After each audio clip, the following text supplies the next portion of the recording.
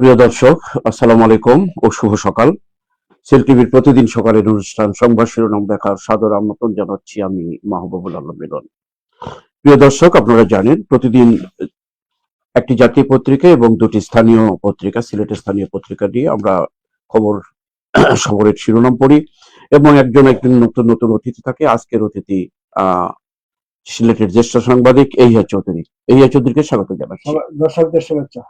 আর আজকেও তিনটি পত্রিকা এসছে। জাতীয় পত্রিকা, প্রথম আলো, সিলেটের স্থানীয় দৈনিক, সিলেটের ডাক এবং আহ ৭১-এর কথা।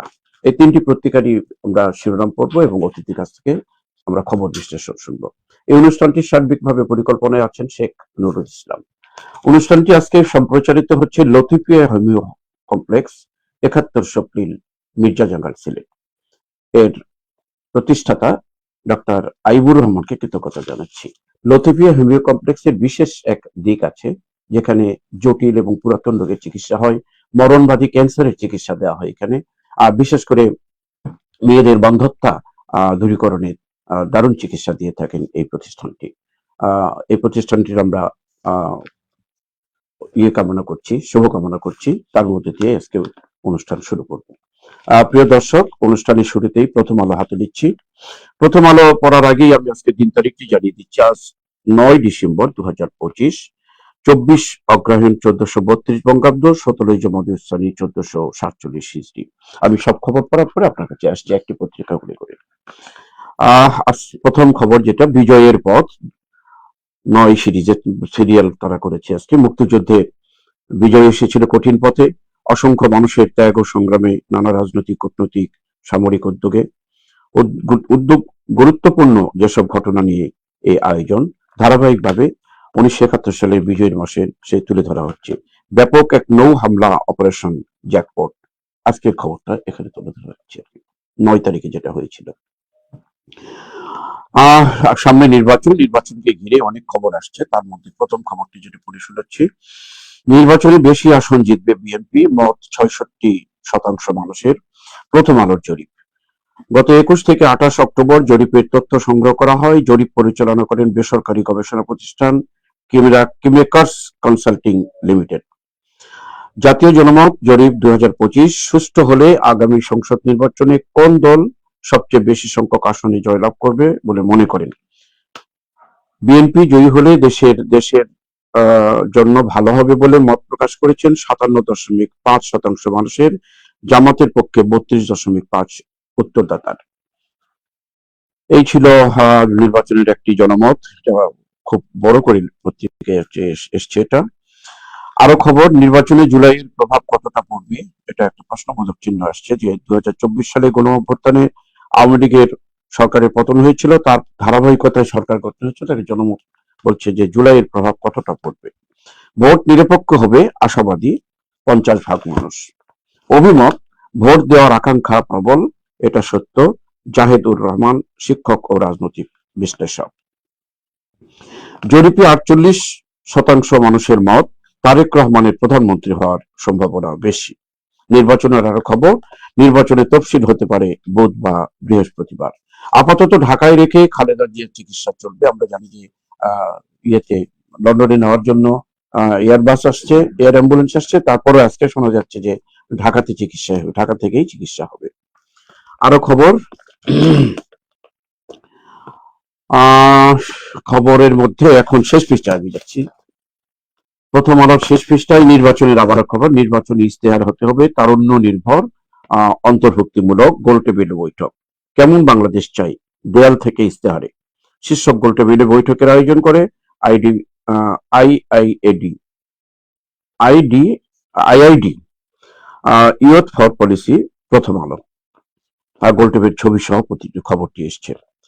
আর একটা অত্যন্ত মর্মান্তিক, হৃদয় বিদারক খবর, ঢাকায় ফ্ল্যাট থেকে মা মেয়ের লাশ উদ্ধার, সন্দেহে গৃহকর্মী। মা লাইলা আফরোজ, সঙ্গে নাফিলা। একজন শিক্ষকের স্ত্রী, বয়স 48, মেয়ের বয়স 15। মা এবং মেয়ে মোহাম্মদপুরের একটি বহুতল বিশিষ্ট ফ্ল্যাটে তাদের লাশ পাওয়া গেল। এই ধরনের ঘটনা কিন্তু গতকালকে রংপুরে এক মুক্তিযোদ্ধা এবং মুক্তিযোদ্ধার স্ত্রীকে তার নিজ ঘরে খুনের খবর আমরা পেয়েছি। আজকে ঢাকায় স্বয়ং ঢাকায় একটি ঘটনা ঘটলো। আইন শৃঙ্খলা বাহিনীর উপরে জনগণ এটা অত্যন্ত আশা করে যে একটা ভালো বাংলাদেশ করবে। এটা কিন্তু নির্বাচনের আগে এই ধরনের ঘটনা ঘটলে সমস্যা আসতেও পারে। আর একটি সুন্দর খবর, তিস্তায় দেখা বড় সাদা কপাল রাজহাঁস। আর প্রকৃতির থেকে সুন্দর করে রাজহাঁসের বড় বড় হাঁসের ছবি সহ খবরটি এসছে। আরো খবর, আলেকজান্দ্রিয়ার উপকূলে প্রাচীন প্রমোত্তরী। প্রাচীন মিশরের আলেকজান্দ্রিয়া হাজার হাজার বছর আগে শহরটিতে ছিল তাক লাগানো সব প্রাসাদ আর মন্দির। সবচেয়ে নজর করা ছিল 130 মিটার লম্বা ফারেস বাতিঘর। সেই আলেকজান্দ্রিয়ার যে প্রমোত্তরীর ভাঙ্গা ভগ্নাংশ অংশ আর একটি ছবি সহ নিউজ করা হয়েছে। সেমিতে এআইইবির ও গণ বিশ্ববিদ্যালয় ফুটবল খেলায় সেমিতে উঠেছে, আন্তর্জাতিক ফুটবলের টিমের খবর। ফাইনাল হবে 15 ডিসেম্বর বেলা 2:30 সেমিফাইনালের ফাইনাল ঢাকায় জাতীয় স্টেডিয়ামে অনুষ্ঠিত হবে। এই ছিল মোটামুটি প্রথম আলোর প্রথম পৃষ্ঠা এবং শেষ পৃষ্ঠার খবর। আসছি অতিথির কাছে। নির্বাচনে বেশি আসনে জিতবে বিএনপিতে জরিপ, এটা নিয়ে আপনি তো সাংবাদিকতার চোখে আপনি কি বলেন? এই অভিমতের কতটুকু কি বা আরো কোনো বিজয়ের মাস ডিসেম্বর, দর্শকদেরকে বিজয়ের মাসের শুভেচ্ছা জানাচ্ছি। আর আসলে দেশবাসী আশাবাদী সুন্দর একটা নির্বাচন হবে। ইতিমধ্যে নির্বাচন কমিশন প্রস্তুতি সম্পন্ন করেছেন। আর এবং আগামী বুধবার বৃহস্পতিবারে আজকের পত্রিকায় যে জরিপটা এসেছে, জরিপ একটি বেসরকারি সংস্থার জরিপ নিয়ে জরিপের রিপোর্ট প্রথম আলো বিশাল আকার প্রচার করেছে। অতীতে আমরা অনেক জরিপ দেখেছি, জরিপের সঙ্গে আসলে সাধারণ মানুষের মতামত মোটামুটি উঠে আসে, কিন্তু এই বিএনপি আসছে, কিন্তু বিএনপির লোকের জুট যে কয়েকটা দল হচ্ছে, জামাতের 25% আসছে, কিন্তু ওদের সঙ্গে জুট আছে, গড়টা কিন্তু এখানে মিলে নেই, গড় মিলতেছে না। দলীয়টা আসছে ঠিকই, কিন্তু ওদের সঙ্গে জুট আছে। জামাতের সঙ্গে আদলীয় বিএনপি গণতন্ত্রের মধ্যে বিভিন্ন দলকে ইতিমধ্যে ওরা এই 21টা আসন ছাড়ার চিন্তা ভাবনা করছেন, চূড়ান্ত করেছেন 13টি। এনসিপিও মাঠে আছে, কিন্তু আমরা আশাবাদী, দেশবাসী মুখে আশা পাচ্ছেন যে সুন্দর একটা নির্বাচন হবে।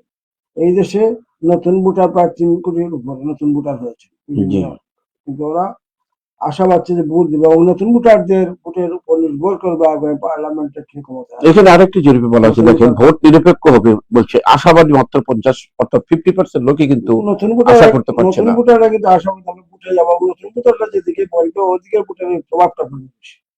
নতুন ভোটার যারা, ওরা কিন্তু ভোট দিতে পারে না বিভিন্ন সময়, নতুন ভোটার হয়েছে, ওরা আশা হচ্ছে যে আমরা ভোটে যেতে পারবো এবং আশা করি আমরা তাদের মতামত নির্ভর করে আগামী কে সরকার গঠন করছে। এখানে একটি খবর কিন্তু আসছে, নির্বাচনে জুলাইয়ের প্রভাব কতটা পড়বে, এটা নিয়ে প্রশ্ন আসছে। আসলে জুলাই 1 বছরের উপরে চলছে, কিন্তু সবার মধ্যে একটা দুয়াশা চলে আসছে। যে আশা নিয়ে আমরা আন্দোলন করেছিলাম, যে আশা নিয়ে সরকারকে তাড়িয়ে দিয়েছিলাম, যারা পতন করিয়েছিল ওরা রাজনৈতিক দল গঠন করে একটা প্রশ্নবোধক করেছে।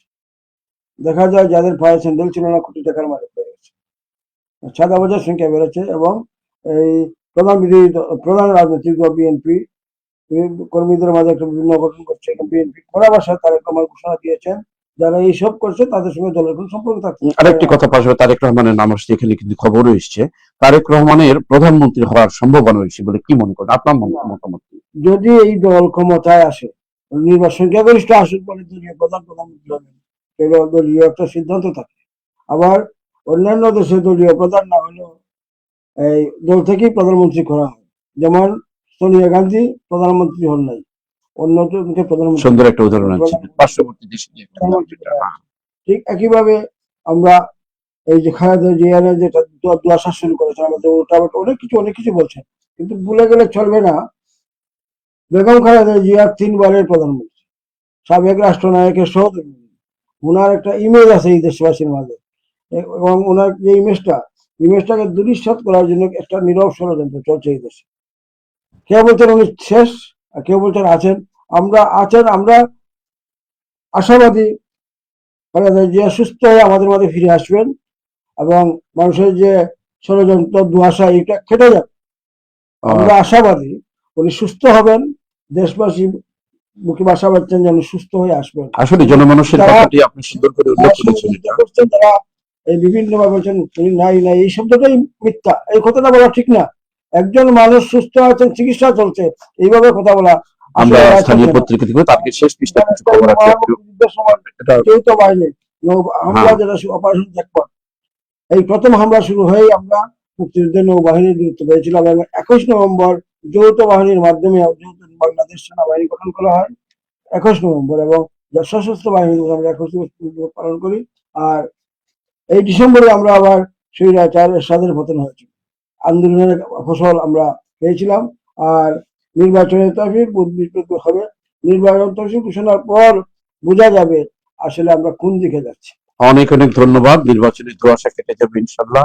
নির্বাচনী ইশতেহার হতে হবে তারুণ্য, যেটা আগে আলোচনা করেছিলাম, এবং তারুণ্য নির্ভর অন্তর্ভুক্তিমূলক, এই যে কথাটা একটু আগে বলছেন, তরুণদের উপরে অনেকটা কিছু আর নির্ভর করবে। ইশতেহার যে বিভিন্ন দল যে বিভিন্ন তাদের কর্মসূচি ঘোষণা করবে, কিন্তু আমরা দেখছি বিভিন্ন সময় ইশতেহার গুলো আসে শহর কেন্দ্রিক ইশতেহার, গ্রাম ভিত্তিক ইশতেহার খুব কমই থাকে। সেই আমরা আশা করব এবং জাতীয়ভাবে কৃষকদেরকে উদ্বুদ্ধ করার জন্য, 80% মানুষ কৃষক, আমরা বলি কৃষকরা আমাদের প্রাণ শক্তি, তারপর হলো বৈদেশিক রেমিটেন্স, দুইটাই কিন্তু আমাদের দেশকে চালায়। অনেক অনেক সময় ইশতেহারে যা থাকে কিন্তু সেটা প্রতিফলনে হয় না, কৃষকদেরকে মূল্যায়ন করা উচিত। সেটাই। অন্তত ন্যাশনালি, বিভাগীয় পর্যায়ে, জেলা পর্যায়ে কৃষকদেরকে যদি পুরস্কারের ব্যবস্থা করা শহর হয়, মফস্বল যদি সমন্বয় না হয় তাহলে কিন্তু উন্নতি হয় না। কৃষি জমিতে আমাদের অনেক জায়গায় পতিত থাকে, ওগুলোকে চাষাবাদে যায় না, চেষ্টা যদি রাখেন না যে কৃষিকে অগ্রাধিকার, পতিত জমি, কৃষি জমিকে আবাসিক করা যাবে না, যদি আইন আছে কিন্তু প্রয়োগ নেই। আইন প্রত্যেক রাজনীতিকে আশা করবো ইশতেহার এটা নিয়ে আসবেন, যাতে কৃষি জমিকে আবাসিক এলাকা না হয়, আবাসিক এলাকা যাতে ব্যবসা কেন্দ্র না হয়। এই অবস্থা থেকে সুন্দর বিশ্লেষণ হয়েছে। আর একটি কথা, আইনের কথা বলেন, কিন্তু আইন শৃঙ্খলা কতটুকু উন্নতি হয়েছে দেশের। কিছুদিন আগে আমি দেখলাম একজন পরিবার হত্যা করা হয়েছে রংপুরের, সেটা হয়েছিল আজকে ঢাকায় দেখলাম আসছে। কিন্তু সিকিউরিটি যে রাখা হয়, নিয়ম তো হলো সিকিউরিটি টেলিফোন করে জানবে যে একজন পাঠাতে চাই, আপনাকে পাঠাবো কিনা, এবং সিকিউরিটি তাকে চাকরিতে নিয়ে দিয়েছে। আবার দেখা যায় মেয়ে অ্যাড্রেস বলে ও রক্তাক্ত গোসল টোসল করে মেয়ে অ্যাড্রেস বলে চলে গেছে। এই যে অবস্থাটা, এবং শুধু ঢাকায় নয়, সিলেটেও অনেক ফ্ল্যাট বাড়ি আছে। এই ব্যাপারে ফ্ল্যাট বাড়ির মালিক সহ যারা অবস্থান করছেন তাদেরকে আর সতর্কতা অবস্থান করতে হবে, না হয় সিলেটও একটা অবনগতি যেতে পারে। এখানে খবরের ভিতরে উল্লেখ করা হয়েছে যে এই বাসার যে গৃহকর্মী, তার উপরে কিন্তু পুলিশের কিন্তু একটা সন্দেহ, গৃহকর্মী হত্যা এবং করতে পারে। গৃহকর্মী এবং সিকিউরিটিকে আটক করে হেফাজতে নেওয়া হয়েছে, জিজ্ঞাসাবাদের জন্য নেওয়া হয়েছে। আর একটা প্রাকৃতিক খবর, তিস্তায় দেখা গেল বলে সাদা কাপড়, সাদা কপাল রাজহাঁস, রাজহাঁস, এটা কিন্তু আমার সিলেটের হাওর অঞ্চলে শীত মৌসুমে বিদেশি হাঁস আসে। জি, আপনার হাকালুকির হাওর, দেখার হাওর, শনির হাওর, টাঙ্গুয়ার হাওরে আমরা দেখি এই হাওরের পাখির সমাবেশ। এটা কিন্তু বাইরে থেকে পাখি গুলো আসে, এটা হলো আমরা অতিথি পাখি বলি, অতিথি পাখি বলি। এবং সরকারিভাবে বিশেষ করে জাহাঙ্গীরনগর বিশ্ববিদ্যালয়ে কিন্তু প্রচুর পাখি আছে। কিন্তু আমরা অতিথি পাখিদেরকে ধরে রাখতে পারছি না। এই যে অতিরিক্ত তাদেরকে ধরে বেশিরভাগ পর্যটন যাওয়ার কারণে, নিয়ন্ত্রণ না থাকার কারণে, বাজনা যাওয়ার কারণে, শুষ্ক মৌসুমে পর্যটন পাখি দেখার জন্য এটি স্বীকারও করা হচ্ছে অনেক ক্ষেত্রে তারা। এবং এ ব্যাপারে সতর্কতা রাখা উচিত, শুধু পরিবেশবাদী প্রশাসন নয়, স্থানীয়ভাবে যারা আছেন হাওয়ার পাড়ের মানুষ, তাদেরকে প্রকৃতির ভারসাম্য রক্ষায় কিন্তু এগুলোর কিন্তু অত্যন্ত প্রয়োজন, এবং এটা আল্লাহ তাআলার পক্ষ থেকে এগুলো হচ্ছে। এটা শীত মৌসুমে চলে আসে, বেশি ঠান্ডা যখন আমাদের দেশে চলে আসে, এবং এটা আসলে প্রকৃতির একটা দান। বিদেশি পাখি, ওই পাখির পাশাপাশি সারস পাখি বলেন আমাদের ডাক, এই পাখিগুলো এখন বিলুপ্ত হয়ে যাচ্ছে। আর অতিথি পাখি ছাড়াও আমরা দেখেছি সারস ছিল, শালিক ছিল, বিভিন্ন প্রজাতির পাখি, ডাক আমাদের দেশীয় পাখি, এগুলো এখন নাই, বিলুপ্ত হওয়ার কথা। এটার মাধ্যমে আবহাওয়া ইত্যাদি ভারসাম্য রক্ষা। পানি সম্পদ বিভাগ বা ওই যে আমাদের সরকারিভাবে উদ্যোগ নেওয়া উচিত যে বিভিন্ন ভাবে পাখিকে সংরক্ষণ। আমরা শেষ করে একটা খেলার খবরটা একটু কাইন্ডলি আপনি ইয়া করতে পারেন, যে সেমিতে এআইবি কোনো বিশ্ববিদ্যালয় ফুটবল প্রতিযোগিতা, এটা হলো দেশের জন্য গুরুত্বপূর্ণ বিষয়। বিশ্ববিদ্যালয়গুলোর শিক্ষার্থীদের মধ্যে সেতুবন্ধন তৈরি করে এই খেলার মাধ্যমে, এবং ওই খেলাটা বিশ্ববিদ্যালয়ের পাশাপাশি বিভিন্ন কলেজেও আমরা দেখছি যারা আন্তর্জাতিক প্রতিযোগিতা হয় এবং জাতীয় পর্যায়ে পরে চ্যাম্পিয়ন হয়। ঠিক বিশ্ববিদ্যালয়ের খেলাটা শিক্ষার্থীদের মধ্যে যে আন্তরিকতা সৃষ্টি হয়, সেটা আমাদের, এবং এখান থেকে প্লেয়ার তৈরি, খেলোয়াড় তৈরি হয়, ওদের থেকেই জাতীয় পর্যায়ে আমরা প্লেয়ার পাই, খেলোয়াড় পাই। এ ব্যাপারে আরো ঘন ঘন খেলার ব্যবস্থা করলে সুবিধা হবে। অনেক অনেক ধন্যবাদ অতিথি। প্রিয় দর্শক, আমরা স্থানীয় পত্রিকা পড়বো এখন। জাতীয় পত্রিকা শেষ করে স্থানীয় পত্রিকা দিচ্ছি। প্রথমে নিচ্ছে সিলেটের ডাক, সিলেটের স্থানীয় দৈনিক। প্রথম যে খবরটি পড়িয়ে শুনেছি, লাল কালিয়ে লেখা, আবারও ইংলিশ টেস্ট কেলেঙ্কারিতে বাংলাদেশের নাম। জালিয়াতি করে IELTS পাশ করা 80,000 শিক্ষার্থীর ভিসা বাতিল করলো ব্রিটিশ সরকার। অত্যন্ত একটি, কি বলবো, আমাদের দেশের জন্য একটি কি খবর এটা বলবো আর কি, হতাশার খবর এগুলো, যে IELTS এ 80,000 পরীক্ষার্থীর ভিসা বাতিল করেছে। এটা সঠিক তাদের পরীক্ষা ছিল না। আশা করি এটা নিয়ে আপনি আলোচনা করবেন পরবর্তীতে। জামাতের আমিরের আহ্বান, আসুন দুর্নীতিমুক্ত জনবান্ধব নতুন বাংলাদেশ করি। আপাতত লন্ডন যাচ্ছেন না খালেদা জিয়া, দেশেই চিকিৎসা হবে। কেবিন ক্রুর খামখেয়ালিপনা, বিমানে গরম পানিতে পড়ল USA ইমিগ্রেন্ট শিশুর শরীর। কত বড় ভয়ঙ্কর খবর এটা। আমি ভালো সব খারাপ, আওয়ামী লীগের আমলে এই প্রচার এখনো চলছে। তারেক রহমান। 71-এর মুক্তিযুদ্ধের বিজয় মাসের ধারাবাহিক তারা প্রকাশ করেছে। 1971 সালের 9 ডিসেম্বরের কথা এখানে উল্লেখ করলো। জগন্নাথ মুক্ত দিবস আজ সিলেটের জগন্নাথপুরের কথা বলা হচ্ছে। প্রবাসী ও সাংবাদিক নিরাপত্তাকে অগ্রাধিকার দেব, মত বিনিময়ে নবাগত পুলিশ সুপার আক্তারুল আলম। নিঃশর্ত ক্ষমা চেয়ে অব্যাহতি পেলেন বিএনপি নেতা ফজলুর রহমান। সাবেক সিসিক মেয়র আনোয়ারুজ্জামান চৌধুরীর বিরুদ্ধে দুদকের মামলা। কোম্পানিগঞ্জে বালুপাথর চুরির দায়ে 8 জনের জেল। সিলেটের 3 জেলার 16 উপজেলার চা বাগান এলাকায় মৎস্য চাষের পরিকল্পনা। নতুন একটি উদ্ভাবনার দিক উল্লেখ করা হয়েছে খবরে আজকে। সিলেটের ডাকের শেষ পৃষ্ঠায় অন্যান্য খবর। গৃহকর্মী এসেছিল বোরখা পরে, বেরিয়ে যান স্কুল ড্রেস গায়ে। ওই যেটা একটু জাতীয় পত্রিকায় আলোচনাও করেছেন আপনি। নার্সিং পেশার চাহিদা এখন বিশ্বব্যাপী, অধ্যক্ষ ফজলুর রহমান কায়সার। মানব জমিনের বিশেষ প্রতিনিধি মিজানুর রহমানের মায়ের ইন্তেকাল। ইন্না লিল্লাহি ওয়া ইন্না ইলাইহি রাজিউন। সিলেটে বিএনপির 2 নেতা সহ 3 জনের সম্পদের খোঁজে দুদক। লেভেল প্লেইং ফিল্ড তৈরি হয়নি, জামাতে ইসলামী সেক্রেটারি জেনারেল মিয়া গোলাম পরোয়ার। প্রকৃত অর্থেই সিলেট হবে অর্থনৈতিক হ্যাব, গণসংযোগকালে খন্দকার মুক্তাদির।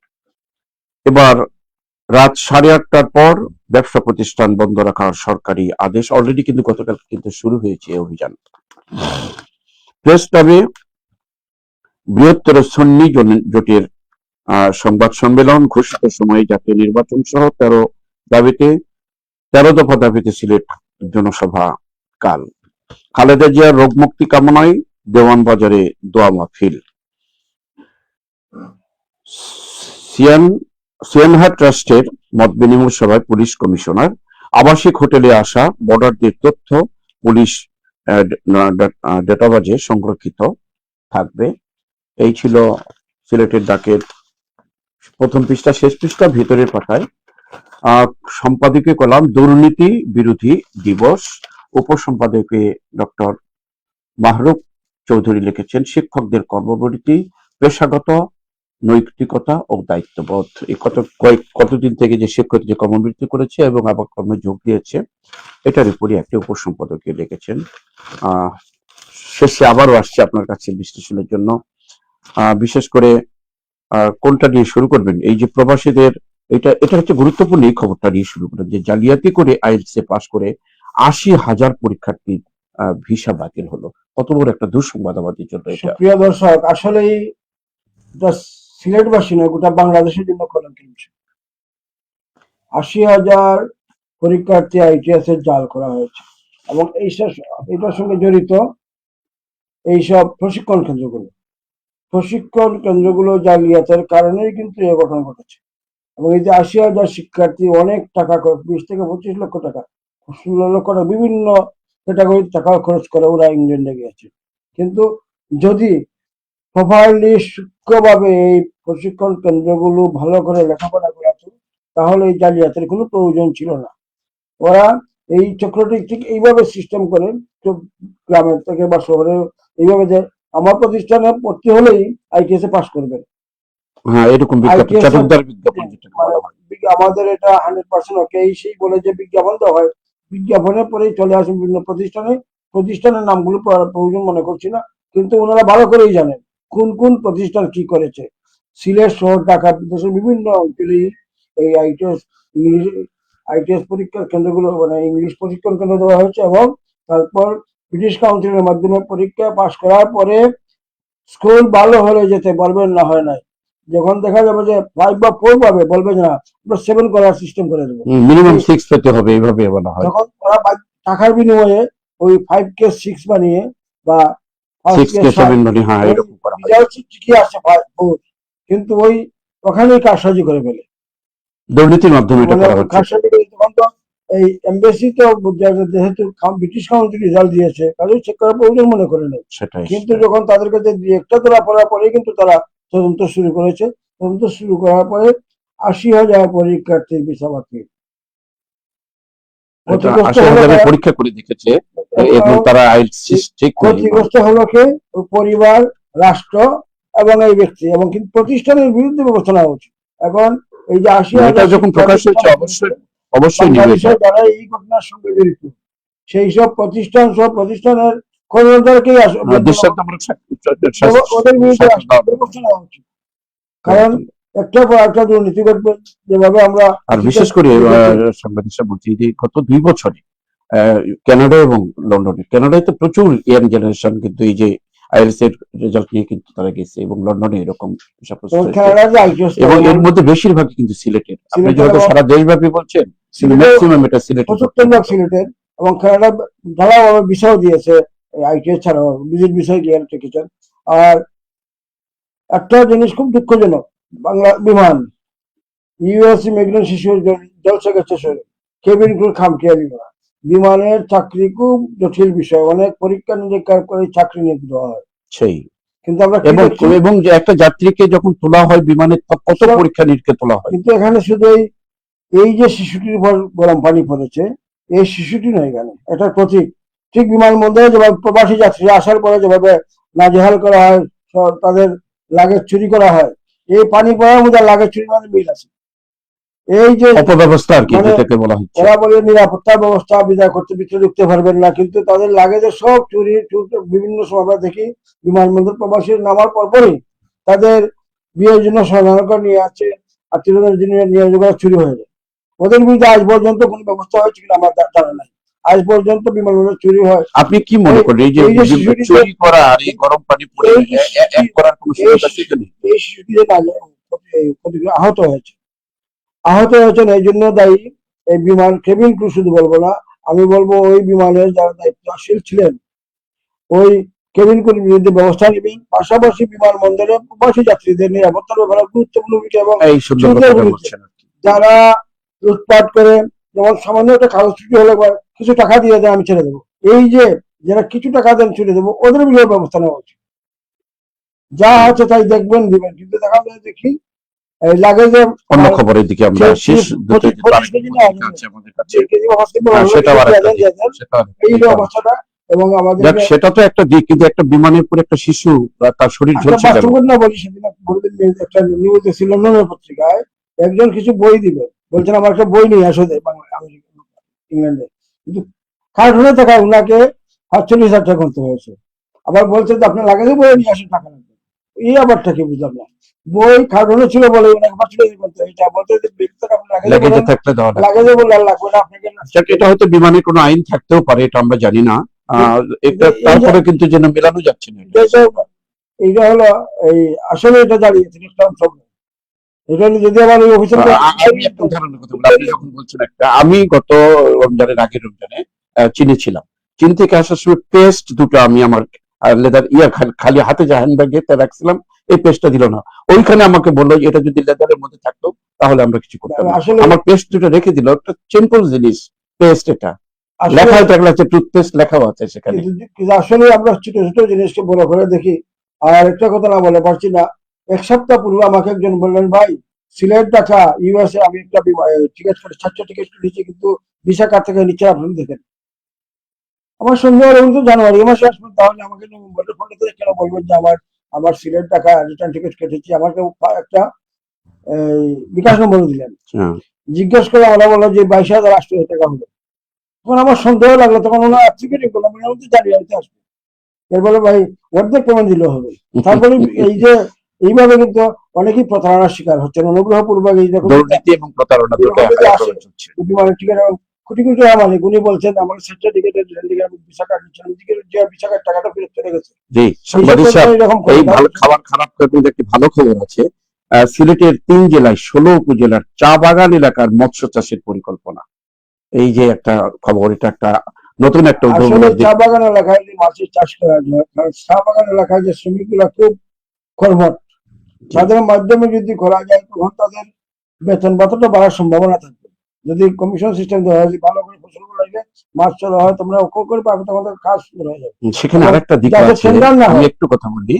সেখানে আরেকটা কথা আছে কি, যে চা বাগানের কিছু অংশ কিন্তু বেকার পড়ে থাকে। এই বেকার ইয়াগুলো যেগুলো অনাবাদি বা যেগুলো চাষ হচ্ছে না, সেখানে যদি একটা পরিকল্পনা নেই, এটা ভালো হবে। অনাবাদি জায়গাটা কাজে আসবে। আর এই মাছটা আমাদের দেশের পুষ্টি সহযোগিতা করবে। আর পাথর চুরি কথা বলে আপনি এখানে আমরা লিখতে লিখতে হয়ে গেছি, পাথর বন্ধ হয়ে গেছে, কিন্তু ডাস্ট আমদানি করছে। ডাস্ট আমদানি করা কোটি কোটি টাকা বিদেশ চলে যাচ্ছে, কিন্তু ওভাবে আমরা নজর দিচ্ছি না। আর আমাদের নবাগত প্রবাসী গতকাল বলেছেন, প্রবাসী পরিবার এবং সাংবাদিকদের গুরুত্বপূর্ণ ভূমিকা রাখবেন, কারণ সাংবাদিকের রিস্ক নিয়ে কাজ করেন। আর প্রবাসীরা দেশে আসেন কিন্তু বিভিন্ন ভাবে জেলার কারণ এ ব্যাপারে ওনার এই বক্তব্য যদি সঠিক হয় এবং কাজ করেন, তাহলে আমরা সিলেটবাসী উপকৃত হব, সেই প্রত্যাশা আমার রইল। অনেক অনেক ধন্যবাদ। আমরা জাতীয় পত্রিকার শেষ পৃষ্ঠায়, সরি সিলেটের স্থানীয় পত্রিকার শেষ পৃষ্ঠায় আরো দু একটা খবর আপনার বিশ্লেষণের মনে করি। এখানে এই যে নার্সিং পেশার চাহিদা এখন বিশ্বব্যাপী, এটার উপর বক্তব্য রেখে এই পত্রিকা পড়া শেষ করবো। নার্সিং পেশা আসলে আমরা ইদানিং দেখছি সিলেট অঞ্চলের মানুষ নার্সিং পেশার দিকে বসছেন, মেয়েরা ছেলেরা, কিন্তু ফাঁস করার পরে চাকরি পাচ্ছে না। আচ্ছা আচ্ছা, নার্সিং থেকে ফাঁস করেছেন কিন্তু বিভিন্ন জায়গায় দন না দিলে চাকরি পাচ্ছেন না। ক্লিনিকে যাচ্ছেন, বেসরকারি ক্লিনিকে যাচ্ছেন, হসপিটালে যাচ্ছেন, কিন্তু চাকরির কোনো সুযোগ নেই। আমরা সুন্দর একটি দিক তুলে ধরেছেন আপনি। পরীক্ষার মধ্যে ফাঁস করার পরে ওদেরকে নার্সিং বিভিন্ন রাষ্ট্রীয় সাথে সাথে তাদের কাজ পেয়ে সরকারি প্রতিষ্ঠানে চাকরির ব্যবস্থা, অথবা পাস করার পরেও তাদের এটা নিশ্চয়ই পাশাপাশি চাকরির ব্যবস্থা করা হয়। আপনি সুন্দর একটা কথা বলছেন যে আগে আমরা নার্সিং পেশায় সাধারণত মেয়েদেরকে দেখতাম বেশিরভাগ, এখন ছেলে সমান হারে কিন্তু এখন নার্সিং পেশাটা খুব গুরুত্বপূর্ণ। ডাক্তারদেরকে সহযোগিতা করে নার্স চাই, কিন্তু তাদের চাকরির জন্য হারতে হচ্ছে। জি, অনেকেই বেকার হয়ে পড়েছে। আর একটি খবর বিশ্লেষণ চাচ্ছি আপনার কাছে, এই যে রাত 9:30টায় দোকানপাট ব্যবসা কেন্দ্র বিপণী বিতান বন্ধ, এই ব্যাপারে আপনার কি মন্তব্য? আসলে আরো পূর্বেই সিদ্ধান্ত নেওয়া উচিত ছিল। আমরা দেখি সিলেট না, গোটা বাংলাদেশের মানুষ আমরা 2টার সময় ঘুমাই। এই যে ব্যবসা প্রতিষ্ঠান বন্ধ হতে রাত 11টার সময়, খাওয়া ছাড়া আমরা রাস্তাঘাটে ঘুরি, বাসায় যাই রাত 1টার সময়। বাচ্চারা কিন্তু গার্জিয়ানদেরকে পায়। পরীক্ষিত সত্য যে সিলেট থেকে প্রচুর চুরি হয়েছে। অনেকে বাবা তো সকাল চলে আসবে। এই যে অবস্থাটা, পারিবারিক পরিবেশটা শক্তিশালী এবং বিদ্যুৎ সাশ্রয় হবে এবং আইন শৃঙ্খলা পরিস্থিতির ব্যাপারে সতর্ক হবে। কারণ অযথা ঘোরাফেরার দরকার নয়, 9:30 চলে যাবেন, আবার 10টা দোকান খুলে 12টা দোকান খোলার দরকার নেই। সিলেটে আমি দেখছি যে 11টার আগে দোকান কেউ খুলেন না। আমি আরেকটু যদি যোগ দিতে চাচ্ছি, যে আইন শৃঙ্খলা যে একটা পদক্ষেপ নিয়েছে বিদ্যুৎ সাশ্রয় বা অন্যান্য কিছুর মধ্যে, বিশেষ করে শীত মৌসুমে এই আইনটা যেন 100% বলবৎ থাকে। আপনি দেখেন 5টার সময় কিন্তু সন্ধ্যা হয়ে যায়, আগে 7টায় সন্ধ্যা হতো। এই যে 2 ঘন্টার একটা ডিফারেন্স, এই ডিফারেন্সটা কিন্তু মানুষের কিন্তু হিসাব করি না আমরা সাধারণত। 5:30 বলে হয়তো পরবর্তীতে চেঞ্জ হবে, চেঞ্জ আসতেও পারে। 7টার সময় সন্ধ্যা হবে, তখন একটু চেঞ্জ হবে। সেটাই আসুক, সেটাই আসুক। কিন্তু আমরা আশা করবো এই ব্যাপারে সবাইকে সচেতন এবং সবাই সচেতন হয়। 9:30টার দোকান, অর্থাৎ এই ব্যবস্থার প্রতি একজন সাংবাদিক হিসেবে আপনি অনেক অনেক ধন্যবাদ। প্রিয় দর্শক, আরো একটি পত্রিকা আমাদের হাতে আছে, 71-এর কথা যে খবরগুলো পরিবেশন করা হয়েছে পরিশোনার চেষ্টা করছি। সাদা পাথর কাণ্ডে বিএনপির 2 নেতা সহ 3 জনের সম্পদ অনুসন্ধানে দুদক। মানুষ নির্বাচনমুখী, এখন ভোট স্থগিত চাওয়ার সময় নয়, রিট খারিজ করে বললেন আদালত। 9 দিনব্যাপী কেমুশ্বাস বই মেলার উদ্বোধন। আমরা জানি প্রতি বছর কেমুশ্বাসে আয়োজন করে থাকে, বই প্রেমিকদের জন্য একটি সুন্দর প্ল্যাটফর্ম তৈরি করে দেয়। আমরা এটার সবসময় এটা হোক এই আশা ব্যক্ত করি। অন্যান্য আরো খবর, শহীদের প্রতি জেলা পুলিশের শ্রদ্ধা মৌলভীবাজারে মুক্তি দিবস পালন উপলক্ষে আজকের দিনের কথা বলা হয়েছে, অর্থাৎ গতকালকের যেটা খবর এটা। পিআইসির গণশুনানি, খন্দকার মুক্তাদিরের গণসংযোগে ব্যবসায়ীদের ব্যাপক সারা, নির্বাচনী গণসংযোগ করছেন 1 নম্বরের প্রার্থী। শ্রম শ্রমিকের বাড়িতে অগ্নিকাণ্ডের ঘটনায় 5 লক্ষাধিক টাকার ক্ষতি। শ্রম শ্রমিকের খবরটি, সিলেটের দলদলি চা বাগান এলাকায় এক শ্রমিকের বাড়িতে ভয়াবহ অগ্নিকাণ্ড ঘটনা ঘটেছিল আর কি, তার এটা মানববন্ধন হয়েছে। অগ্নিকাণ্ডের টাকায় 5 লক্ষাধিক ক্ষতি হয়েছে বলে দাবি করা হয়েছে। শান্তিগঞ্জে জেলা প্রশাসন ল্যাবরেটরি হাই স্কুলের উদ্বোধন, কুরুচিপূর্ণ মন্তব্যের প্রতিবাদে মানববন্ধন, খালেদা জিয়ার আরোগ্য কামনায় কুলাউড়ায় দোয়া মাহফিল। এই ছিল আজকের খবর গণ 71-এর ইয়া। এখানে খবরটি বিশেষ করে আপনি বইমেলার কথাটা দিয়ে শুরু করতে পারেন। সিলেটের কেমোসাস কিন্তু প্রতি বছর করে যাচ্ছে, এই ব্যাপারে আপনার একটু সর্বপ্রথমে চলে যাই উড়ে এসে জুড়ে বসা। জুড়ে বসা আমাদের অল্প দিনের মেয়র, উনি আসলে উড়ে এসে জুড়ে বসে যে কাজগুলি করেছেন দুদকে মামলা হয়ে গেছে। যদি অপরাধী হন বিচার হবে, এবং আমরা আশা করব তৃণমূল মানুষকে মূল্যায়ন করা উচিত। প্রত্যেক রাজনৈতিক যারা দেশে পলিটিক্স করেন, যারা নির্যাতনের শিকার, তাদেরকে মূল্যায়ন। উড়ে এসে জুড়ে বসে অবস্থা তার প্রমাণ হয়েছে তা নাই, এবং ওনার বিরুদ্ধে মামলা হয়েছে। আইন বলবে উনি কি হবেন। আর বিজয়ের মাস ডিসেম্বরে কেন্দ্রীয় মুসলিম সাহিত্য অনুষদ 9 দিনব্যাপী বইমেলা উদ্বোধন করা হয়েছে। এই বইমেলায় বিভিন্ন লেখক সাহিত্যিকরা সমবেত হন, কিন্তু দুঃখজনক হলেও সত্যি লেখক সাহিত্যিকরা পাঠকরা কিন্তু উপকৃত হন। কিন্তু আমরা বইমেলাটা লক্ষ্য করেছি, এখানে মুক্তিযুদ্ধের কর্নার বা মুক্তিযুদ্ধের গল্প খুব কমই বলা। কেন্দ্রীয় মুসলিম সাহিত্য অনুষদের বইমেলা সুফল হোক, সবাইকে প্রতিদিন বইমেলায় উপস্থিত হওয়ার জন্য আহ্বান করছি। বই প্রেমীরা এবং সময় কাটানোর জন্য বইমেলা, পাশাপাশি যে মেসেজটা আপনি দিয়েছেন এটাও যেন তারা করে থাকে, এবং মুক্তিযুদ্ধের গল্প আসবে আর বিভিন্ন লেখকদেরকে নিয়ে আসবেন। আমরা আশা করব কেমোসাস বইমেলা সুন্দর হোক, সফল হোক, দর্শকদের গণ আসবেন এবং সুন্দর হবেন সেই প্রত্যাশা জানাচ্ছি। যে বইমেলা একটি বাগানে যেরকম সব ফুল মিলিয়ে কিন্তু একটা ফুলের বাগান হয়, তেমন বইমেলায় যদি সব ধরনের বই নিয়ে মেলাটা হয় তখন সে মেলাটারও একটা সার্থকতা আসে। প্রিয় দর্শক, আমরা বইমেলার খবরটি দিয়েই শেষ করতে যাচ্ছি। বইমেলা হোক প্রাণের মেলা, এই আশা ব্যক্ত করছি আমরা। প্রিয় দর্শক, প্রতিদিনই আমি বলে থাকি শেষ সময় যে আমরা 3টি পত্রিকা, 2টি স্থানীয় পত্রিকা, সিলেটের তাজা খবরগুলো আমরা পাই, সেটা দেশবাসী এবং দেশের বাইরে যারা থাকে তাদের জন্য একটি জানার বিশেষ সুবিধা থাকে এখানে। আর একটি জাতীয় পত্রিকা দেশের খবরের জন্য, আপামর দেশের খবরের জন্য প্রতিদিনই আমরা থাকি। আজকেও সেমনি 3টি পত্রিকা আমাদের সাথে ছিল, প্রথম আলো, 71-এর কথা এবং সিলেটের ডাক। প্রিয় দর্শক, আগামীকাল এই সময় আবারও আপনাদেরকে এই অনুষ্ঠান দেখার সাদর আমন্ত্রণ জানাচ্ছি আবারও, এবং তার পাশাপাশি এতক্ষণ আমাদের থাকার জন্য ধন্যবাদ জ্ঞাপন করছি, অতিথিকে ধন্যবাদ দিচ্ছি। শেষে বলবো যে আজকে আমাদের অনুষ্ঠানটি সম্প্রচারে সহযোগিতা করলেন লতিফিয়া হেমিও কমপ্লেক্স, মির্জা জাঙ্গাল 71 মির্জা জাঙ্গাল, শফিউল মির্জা জাঙ্গাল, সিলেট, এর প্রতিষ্ঠাতা ডাক্তার আইবুর রহমানকে আবারও কৃতজ্ঞতা জানিয়ে আজকের অনুষ্ঠান এখানে শেষ করছি। আল্লাহ হাফেজ।